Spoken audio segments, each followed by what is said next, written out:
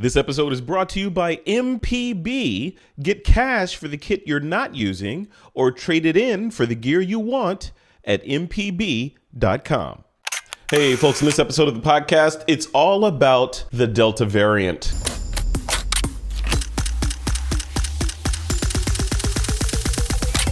This is TWiP. Hey, welcome back to another episode of This Week in Photo. I am your host, Frederick Van Johnson. Today, like I said in that little intro there, I'm joined by a friend of mine, Mark Fuccio. Mark is a high-powered marketing executive from Silicon Valley. I've known Mark for years and years and years. We have some of the most insightful conversations, usually over pizza and beer. But today we're doing it live to disc to talk about what we feel is an important topic. Mark brought this up to me. Mark and I did this, we did a webinar / podcast episode a while back last year, back when the coronavirus was just kind of at the top of mind. It was brand new. There was a lot of disinformation out there. There was a lot of questions about, should I wear a mask? Should I not wear a mask? How do I wear a mask? What are effective masks? Should I get an N95 or a surgical mask? The CDC says don't wear masks. Should I wear it? There's all this stuff going on. So we decided to do a show back then to hopefully dispel some of that dis and misinformation. Well, fast forward to today, we're in August of 2021, and back then there was no vaccine or any kind of way to combat this thing. Today, we have several vaccines that have been proven highly effective against the virus, the coronavirus, and its variants. But there's a lot of politics that go around with it, and a lot of, again, disinformation and misinformation around the efficacy and danger of the vaccine. And certain groups have sprung up to actually say, don't take the vaccine and that kind of thing. So Mark is here to help maybe shed some light on that as we discuss it. And neither of us are physicians. Neither of us are politicians. Neither of us have any skin in the game other than survival and keeping our families safe. So we thought we would jump on, record a short episode to talk about just that. And hopefully you may get a nugget or two out of this conversation that you may not have known before. So welcome to the show, my friend, Mr. Mark Fuccio. Like I said, high-powered Silicon Valley marketing executive. He knows his way around a bit or two. And we're going to talk about virus stuff. Mark, how you doing? I'm doing very well, Frederick. Thanks for the invitation to come back and join you and have an interesting conversation, as we always seem to do. Yeah, we always have insightful conversations, and a lot of our conversations are forward facing. I remember back when we could meet for lunch, we were like hanging out and talking about technology. When we worked together, you and I worked together at a high-tech company way back in the day, and this is just to date ourselves. This was when the iPad, you remember this conversation, when the iPad was announced and there was that window of time between announce and release. And I had made a statement that, I had the reality distortion field fever. And I was like, you know what, Mark, I'm going to replace my laptop with this iPad when it gets here. It wasn't that, right? We weren't able to do that. No, it didn't work. In fact, I seem to recall you, me, and another guy named Brad made a bet on that. And, I think maybe you, Frederick, created this COVID virus to make sure everyone's locked down, so we never wait for you to pay the bet. Exactly. And I should have put a time limit on that bet too. Like, this bet, me paying up on this bet is only good for, 2 years or something. But let's switch gears. Let's talk about what we're here to talk about. And that's this current State of the Union regarding State of the Union, and I literally mean State of the Union, the United States, and the perceptions and misinformation around the coronavirus and the Delta variant that we're dealing with right now as we record this. There may be a Theta variant out there by the time this, people are listening to this, but right now we're dealing with the Delta variant. The first thing, I have a couple questions and a couple of topics that I want to broach with you. The first one is this idea that the vaccines that we have, which I think there are 3 or 4 out there right now. We've taken the Pfizer. I've taken the Pfizer vaccine. My girlfriend Nicole has taken the Moderna vaccine, no ill side effects, everything's good. We feel safer and more mentally healthy after taking it because I don't feel like the world is trying to kill me, though it is. But but the where we are now is people are saying that the why would you take something that the government's trying to stick in your arm? There's microchips in it. From black communities, we're hearing, remember all the experimentation that the government did on us way back in the day. Maybe this is a repeat of that. I hear people saying, they're going to give different races different versions of the vaccine for population control. All these kinds of rumors that are stopping people from getting something that quite literally, not even being hyperbolic, but literally will save their lives or save them from being damaged, if they survive this virus. Where do you fall in on that? Where do you fall in on the don't take this thing because it's a government conspiracy and they're trying to get you? I fall very strongly in the camp that people should get vaccinated. And it doesn't really matter which one. There are three great viruses out there.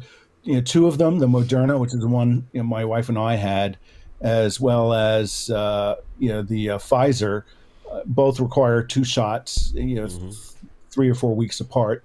And then there's a Johnson and Johnson, which requires a single shot. And those are the ones approved for use in the U.S. There are others that are being used in Europe. Russia has its own native, vaccine. So there's a wide number of vaccines that have been proven very, very effective against fighting this virus. So if I were to have one thing in this podcast ended right now, it would be go get vaccinated and protect yourself. Now, having said that, maybe we can dig in a little bit deeper on some of the reasons for that and some misinformation, et cetera, that's flowing out there. Yeah, go for it. Yeah, because I want to talk about that. I want to talk about some of the numbers around that I don't have the exact numbers, but the exact numbers don't really matter. But millions of people have been vaccinated, and 1,000 or so have passed away. Of people that have been vaccinated have passed away. So millions versus a rounding error of thousands of people. So that says to me, like, even I would take those odds if it was lottery related, right? And so why, in your opinion, why are people so hesitant to take the vaccine? Like, why, especially when you'll go get a flu shot, you don't know what's in that, right? You'll go get a flu shot from the drugstore. They'll give them free flu shots every flu season. You'll get shot in the arm every year for that. But this vaccine, for some reason, has people's, as the questions raising about some sort of conspiracy. Why do you think that is? I think maybe two primary reasons. I think one, number one, unfortunately, the whole process has been a little bit politicized. So last year we had a presidential election, so I think this whole coronavirus got caught up in that. Yeah. So we can table that. I think the second reason is probably overall people are a little bit unfamiliar with the whole process of what it takes to bring a vaccine to market. And there's this general sense that, oh my God, we learned about the virus in February, and then in December they were jabbing people's arms with a vaccine. How could this ever be safe? How could this ever be effective? This seems like it was a rush job. Well, I think the reality behind it is this is sort of these things that it took 20 years to make an overnight success, and this particular approach that are used by Moderna and Pfizer, basically what they do is they put a little piece of RNA that is responsible for making proteins, and that's all that goes into your body. So it's not the entire virus. So there's no chance you're going to get infected. That's one of the reasons a lot of people are afraid maybe of getting flu vaccines is, I just always get the flu every time I get a vaccine.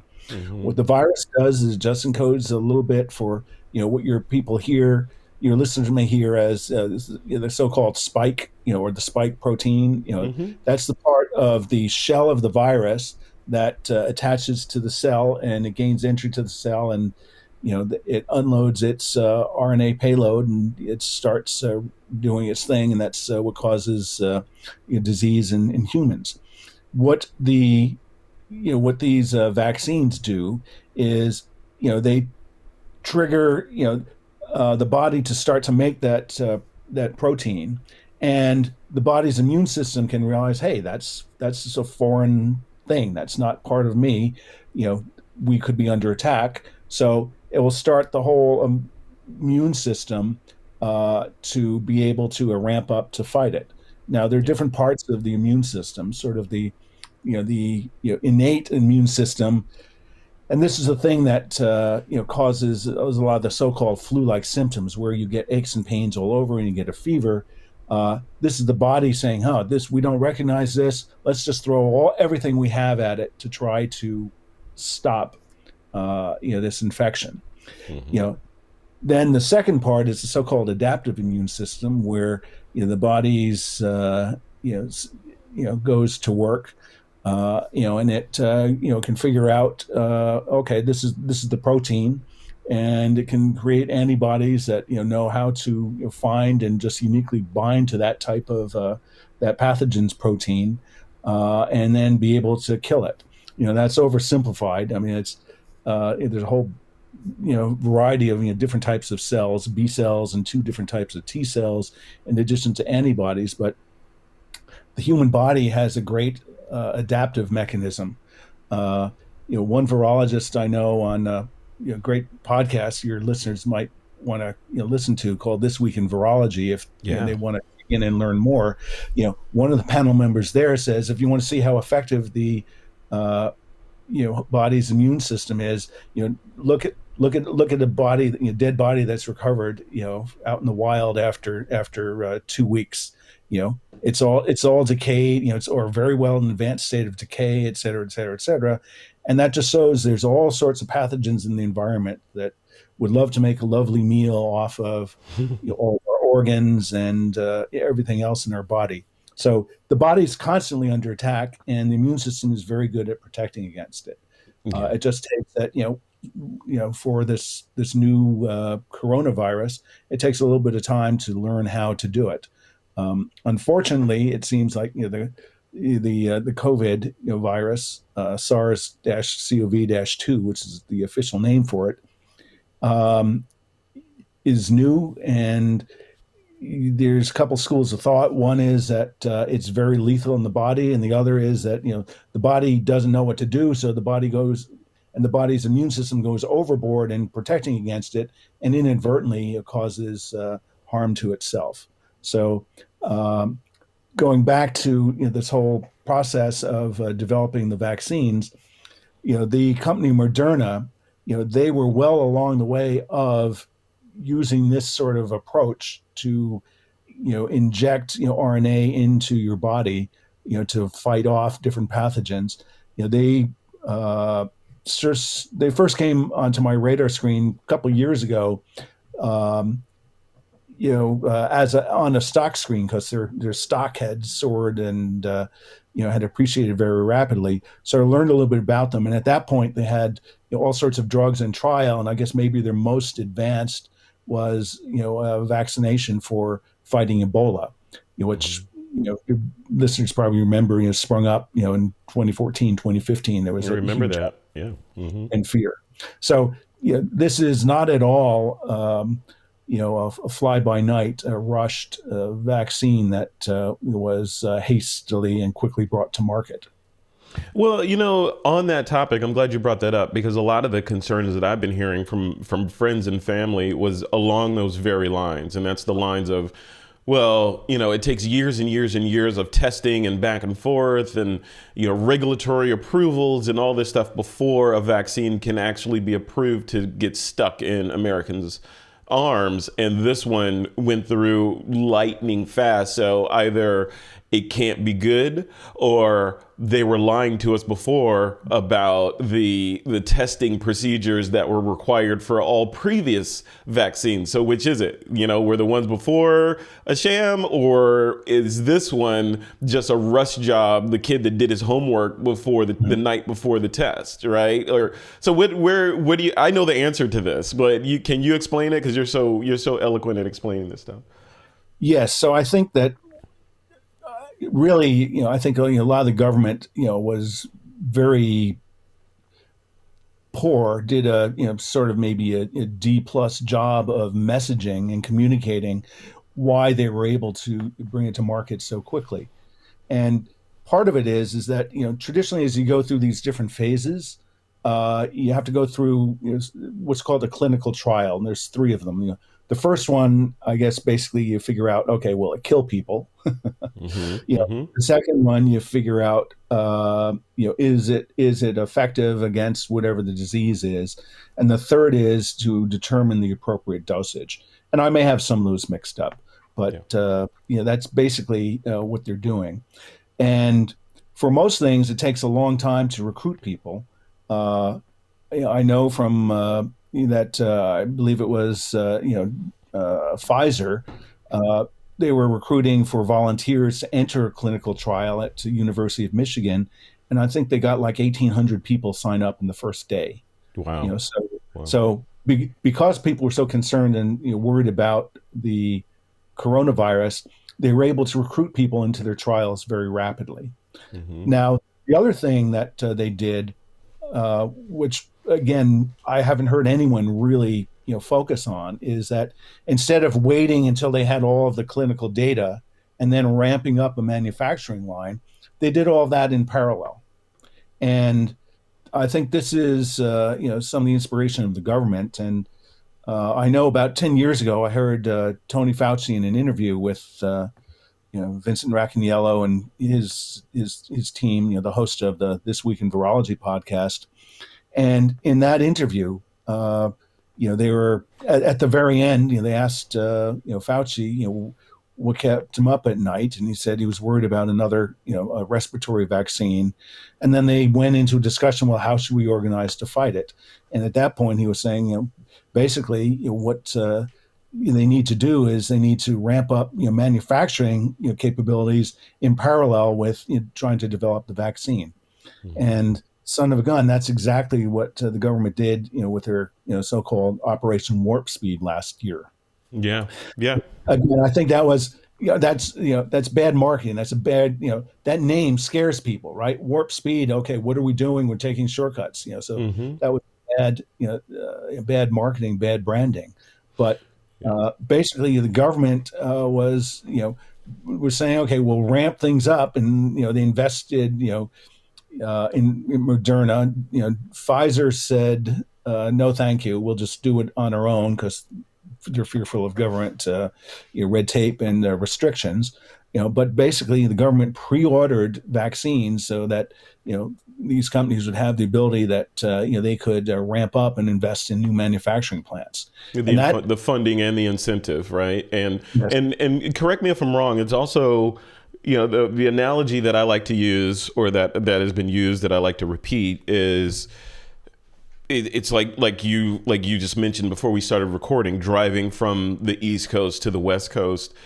You could drive and pay attention to speed limits and tolls and stop and be delayed for food and all that stuff along the way. But if you remove those restrictions of paying tolls and speed limits and all that, then your journey will be much shorter. And in a lot of ways, that's what the government did, was remove a lot of the red tape in the way that caused these sometimes years-long delays between regulatory approval hurdles, right? So we could get to the end result of having an effective vaccine quicker than having it stuck and being waiting for some arbitrary amount of time before it could move to the next phase of approval. Is that correct?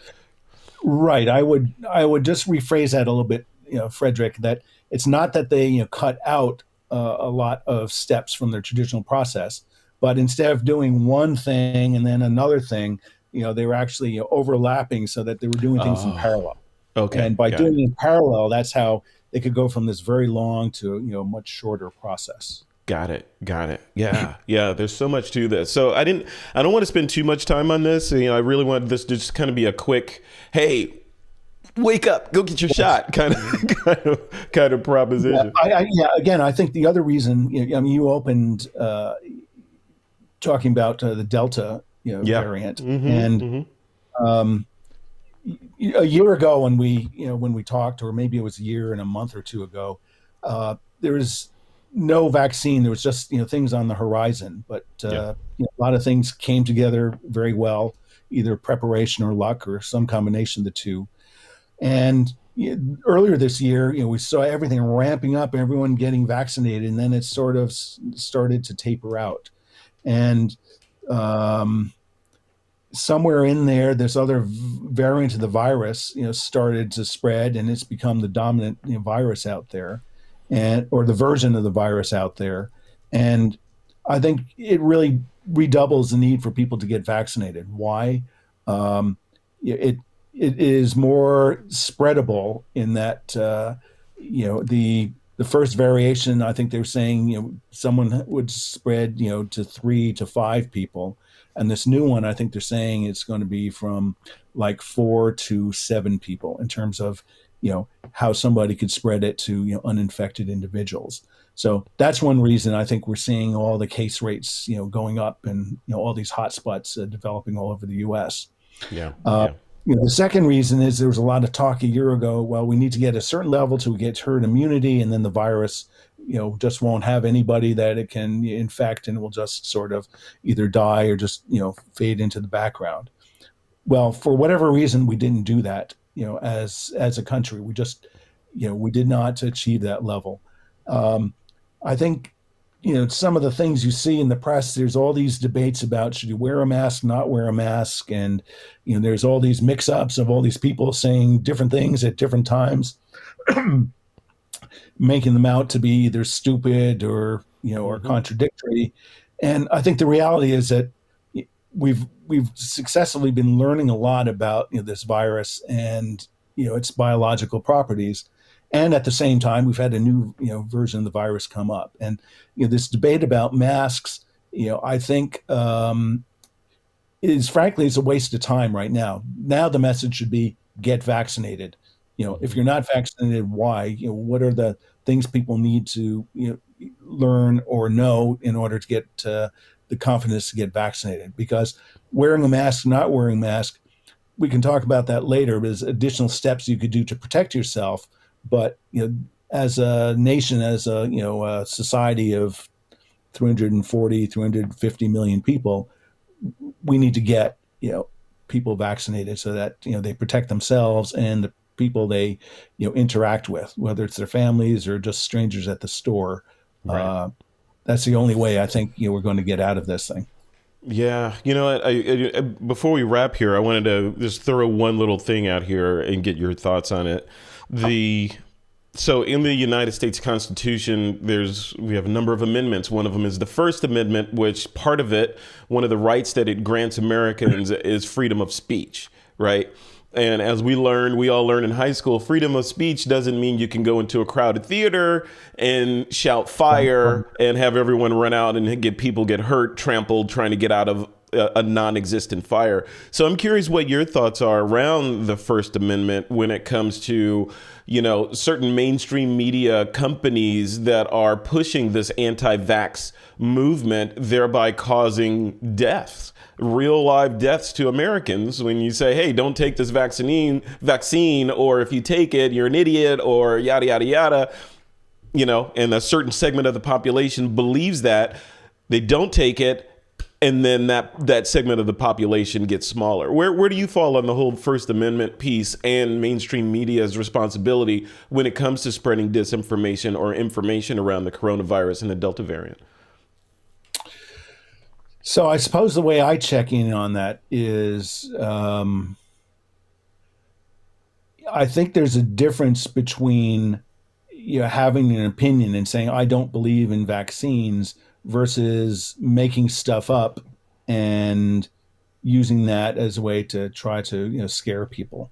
Mm-hmm. And because it is a public safety issue, I think it really raises the bar on uh, the veracity of comments that people are making.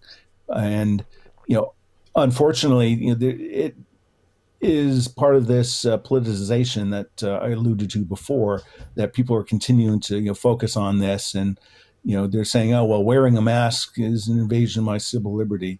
Hmm. Get real. I mean, putting a mask on is not a big thing, Yeah. and you look Or a at, seatbelt. right, exactly. That's the other thing. It's I guess I think there's similar debates about seatbelts or motors, wearing helmet if you're riding a motorcycle and things that Hmm. uh, these should be looked at. Not from a political lens, but what do you want to do to protect your own personal health as well as your family and the people you interact with. Yeah. And there's too many news stories now where you see things of people who said they don't believe it. There's some sort of famous one, I think, just before July 4th, of some guy was a police officer or something, maybe a fireman in Texas, and was anti-vax, and he said, well, I have an immune system, we'll take care of it. Nope. Ultimately he was hospitalized and intubated and he died. So Yeah. I don't know if it's, I think personally that a lot of people who are opposed to it, they just haven't been exposed, firsthand to, somebody they know or in their family who has. It's not real. Yeah. Right, exactly. Yeah, and so, again, I think the key thing is get vaccinated. Wearing a mask is, to my way of thinking, it's an additional level of protection that you can take.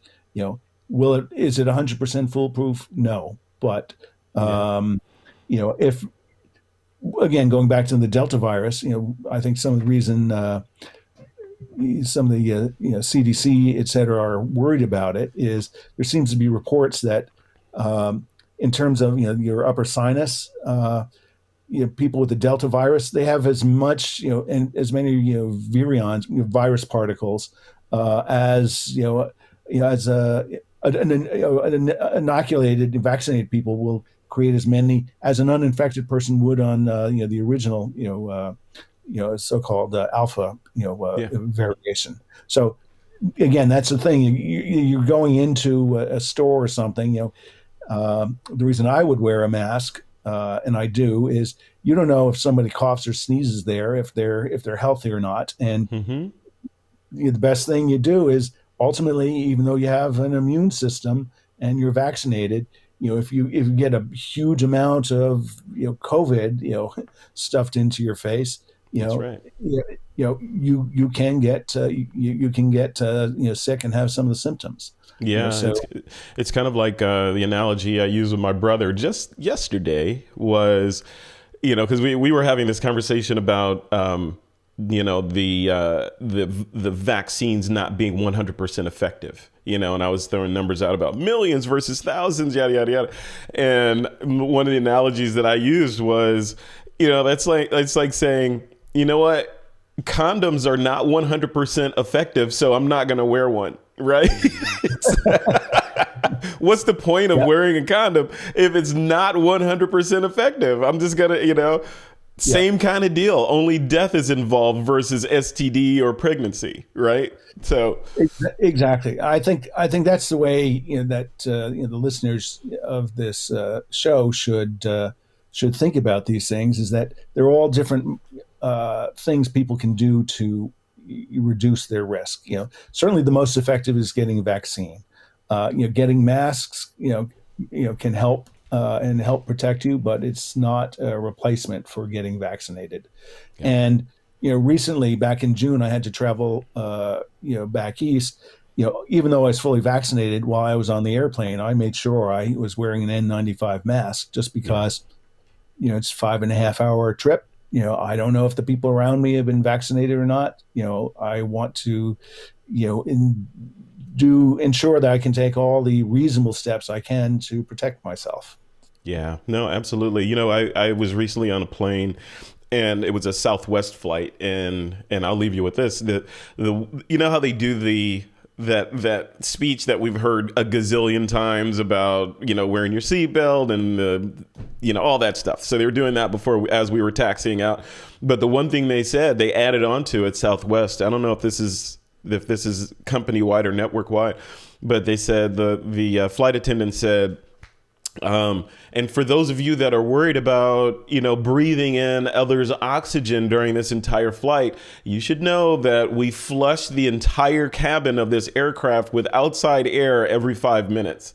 So, yeah, and I thought that was a good thing for them to say. It didn't really make me feel much better, because I still had the person sitting right next to me breathing, but at the same time, it was good to know that I wasn't in this giant hermetically sealed, pressurized tube breathing recirculated air from the other hundreds of passengers that were on that flight. So it was really, really good to hear that, and kudos to Southwest for being transparent and allaying our fears or laying our fears a little bit with that, adding that little bit to the speech.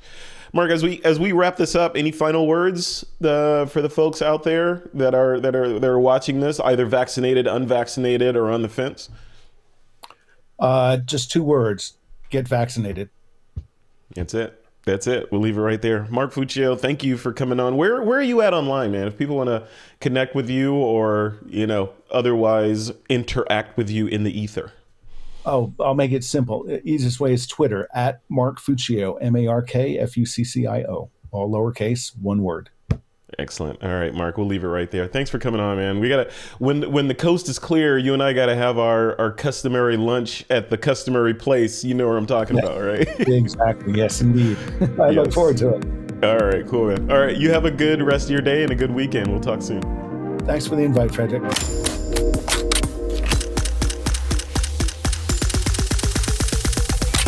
This is TWiP. This episode is brought to you by MPB. Get cash for the kit you're not using or trade it in for the gear you want at mpb.com.